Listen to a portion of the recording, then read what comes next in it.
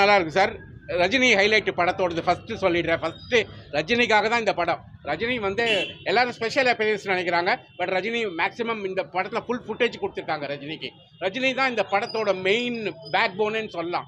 அதுக்கப்புறம் நீங்கள் பார்த்தீங்கன்னா AR Rahman music, camera work, 2 new ஸ்டார்ஸுமே நல்லா பண்ணியிருக்காங்க. ஐஸ்வர்யா ரஜினிகாந்த் வந்து படத்தை வந்து நல்லா டைரக்ட் பண்ணியிருக்காங்க. அவங்க தான் டைரக்ட் பண்ணியிருக்காங்கன்னு நீங்கள் போய் பார்த்தீங்கன்னா ரொம்ப ஆச்சரியப்படுவீங்க. அந்த அளவுக்கு பண்ணியிருக்காங்க. ரொம்ப நல்லா இருக்கு படம். சூப்பராக பண்ணியிருக்காங்க. ஜெயிலரில் கூட இந்த அளவுக்கு இல்லை. இதில் இந்த அளவுக்கு ஃபைட் சீன்ஸ் எல்லாம் அவ்வளோ அருமையாக ரஜினிக்கு கொடுத்துருக்காங்க. ரொம்ப இந்த பிக்சர் டெஃபினெட்லி வர்த் வாட்சிங். எல்லாரும் வந்து பார்க்கணும் இந்த பிக்சரை. மியூசிக் ஏஆர் ரஹ்மான், அந்த பிஜிஎம் அண்ட் சாங்ஸ் நல்லா இருக்கு, டீசெண்டாக இருக்கு. பிஜிஎம் டெரிஃபிக்காக பண்ணியிருக்காரு இந்த பிக்சரில்.